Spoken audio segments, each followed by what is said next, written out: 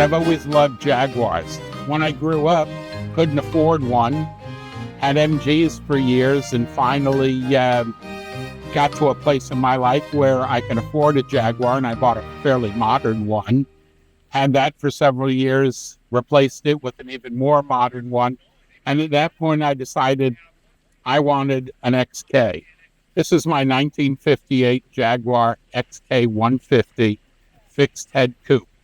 I've had it since July, recent acquisition. Bought it out of Greer, South Carolina, and had been looking for a Jag for well over a year. Chased a bunch of dead ends and sort of fell into this one through somebody I know. Went to see the car, and we managed to work out a deal, and 3 days later it was delivered to my home, and I've been enjoying it ever since and drive it on a very regular basis. Why a Jag? Well, the story goes back a very long time. When we moved to Miami, my father got a job with a fellow who manufactured office furniture, and he drove an MGA. And at the time I was 10 years old, and I thought it was the coolest car in the world with the shape. Well, in 62, Mr. Fisher got rid of his MGA and bought an E-type Jag, fixed head coupe.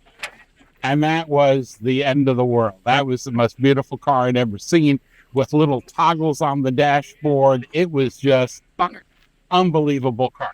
Turns out it was a piece of junk. He got rid of the car within 6 months because it was always breaking down. And at that point, I decided I wanted an XK. Tried the 120. I do not fit in a 120, period. Tried a 140, which is the model in between. Easier to get in and out of, but not comfortable, and then settled on the 150, which fits me beautifully. It's the end of the Jaguar XK series, but I love the lines of this car. This is the very famous Jaguar 3.4 liter twin overhead cam engine. When I say very famous, during World War II, the engineers at Jaguar were at the factory, protecting the factory and working on war materials, but at the same time they were designing a new engine. On a whim, they designed a body to fit the engine and took it to the car show and sold the car, and that became the XK 120. The next generation of twin cam, this is a 3.4 liter. This is a twin SU carburetor. There's an S version, which is triple carburetors. The next size up is the 3.8, which becomes the XK 150 of 1960 and 1961, and carries its way into the Jaguar XKE. And then it gets enlarged to become the 4.2 liter engine in the Jaguar. So this design of the 1940s, mid-1940s, carries Jaguar all the way through until the late 60s, when they go to their V12 engine. Very robust, difficult to work on. You got to know somebody, you got to have somebody that could truly tinker with these things, but is a very torquey engine. It's mated to a 4-speed Moss box transmission. Has so much torque that, frankly, most of the time I start off in second gear and not in first gear. I've also found that driving it around my community, I'm in third most of the time and don't even go up into fourth or down into second. Jaguar during the war worked with the Dunlop Tire Company, developing disc brakes for war material, for airplanes and bombers.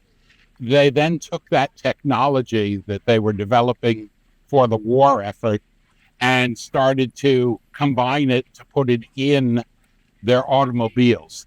The XK150, which is this model, is the first of the Jaguars to have four-wheel disc brakes in it.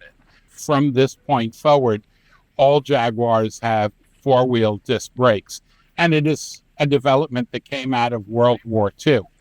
But my long-term idea is to hang on to it and enjoy it until I physically can't enjoy it any longer, which doesn't preclude some guy coming along and saying, hey, I really have to have this car. How much will you sell it to me?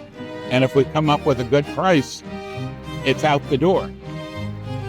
My long-term intention is to keep it until I can no longer drive it because of health or age or mortality. And then if my son or my daughter want the car, God bless them, they can have it.